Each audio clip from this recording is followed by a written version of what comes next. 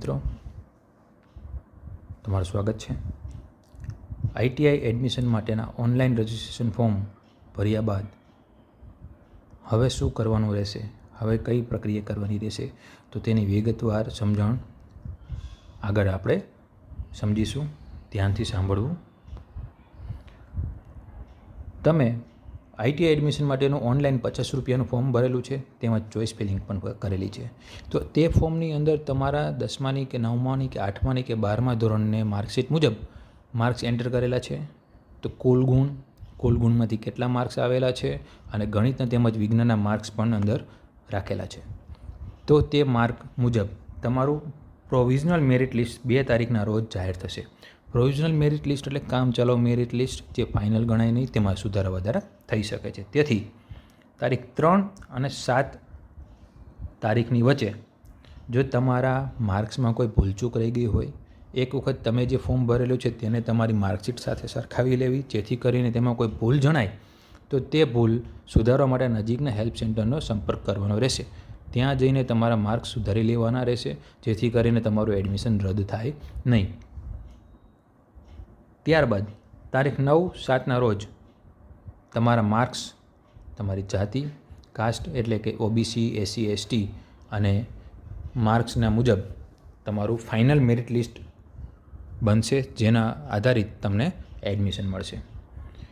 હવે તારીખ 10 અને 14ની વચ્ચે જો તમારે તમારી ચોઈસ ફિલિંગની અંદર સુધારા વધારા કરવા હોય તો તેને અનલોક કરાવી શકો છો। નજીકના આઈટીઆઈનો સંપર્ક કરવો, ત્યાંથી તમે તમારા ચોઈસમાં સુધારો વધારો એડ પણ કરી શકો છો। સુધારો કોઈ ચોઈસના ક્રમમાં તમારે ઉપર નીચે કરવું હોય તો પણ એ થઈ શકે છે। ચોઈસ ડિલીટ કરવી હોય તો પણ થઈ શકે છે, નવી ચોઈસ એડ કરવી હોય તો પણ થઈ શકે છે।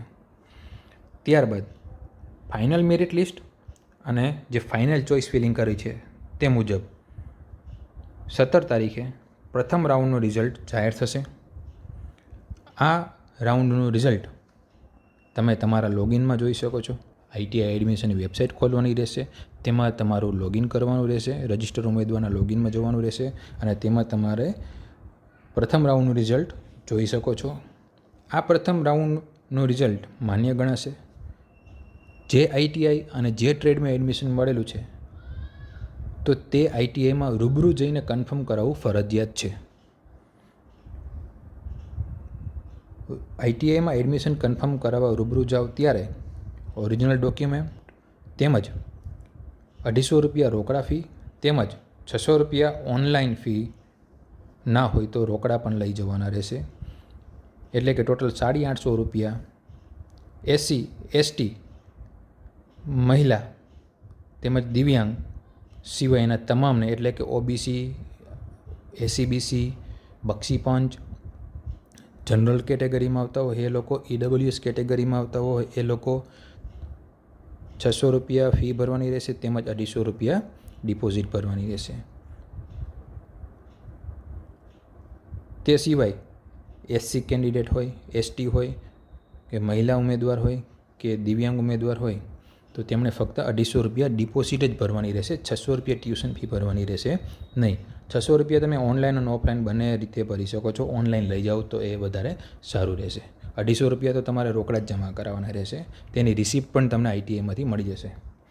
તો તમને પ્રથમ રાઉન્ડમાં જે એડમિશન મળેલું છે તે 18 અને 23 તારીખની વચ્ચે કન્ફર્મ કરાવવું ફરજિયાત છે। જો તમે એડમિશન કન્ફર્મ નહીં કરાવો તો તમારું એડમિશન ઓટોમેટિક રદ થઈ જશે અને બીજા રાઉન્ડમાં નવું ફોર્મ ભરવું પડશે અને એનું નવું મેરિટ લિસ્ટ બનશે। એટલા માટે પ્રથમ રાઉન્ડમાં એડમિશન કન્ફર્મ કરાવેલું હિતાવત છે। જો તમે તમારું એડમિશન કન્ફર્મ નહીં કરાવો તો 23 તારીખના અંતે તમારું એડમિશન ઓટોમેટિક કેન્સલ થઈ જશે। એટલે આ બાબતનું ખાસ ધ્યાન રાખવું। ઓકે, તમને કોઈ બીજો કોઈ પ્રશ્ન હોય તો કમેન્ટ બોક્સમાં જરૂરથી જણાવજો। આભાર।